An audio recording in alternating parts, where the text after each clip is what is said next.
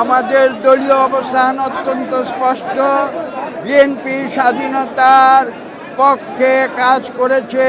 আমি একটু আগে বলেছি 1971-এর সেই কালো রাতে যেদিন পাক হানাদার বাহিনী হায়নার মতো এই দেশের নিরীহ মানুষের উপরে ঝাঁপিয়ে পড়েছিল, সেদিন প্রতিবাদের ঝান্ডা উঁচু করে দাঁড়িয়েছিলেন শহীদ প্রেসিডেন্ট জিয়া রহমান।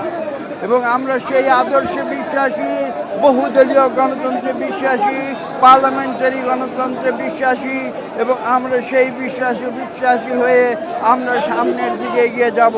বিএনপি একদলীয় বাকশাল শাসন, যেটা বাংলাদেশের উপরে জগদ্দল পাথরের মতো অমনি চাপিয়ে দিয়েছিল, সেই ধারণায় বিএনপি বিশ্বাস করে না।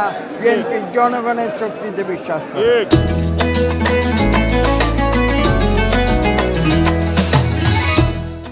আপনাদের উদ্দেশ্যে স্পষ্ট ভাষায় জানিয়ে দিতে চাই যে বিএনপি একটি উদারনৈতিক রাজনৈতিক দল।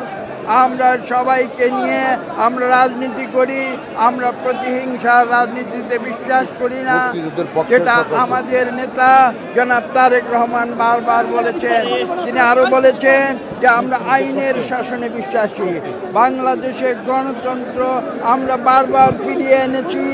আমরা 5ই আগস্ট 2024 সালে যে ছাত্র জনতার যে বিপ্লব হয়েছে, তারই ধারাবাহিকতায় আমরা বাংলাদেশে গণতন্ত্র ফিরিয়ে এনেছি। এই গণতন্ত্র এবং বাংলাদেশের স্বাধীনতা আমরা রক্ষা করব।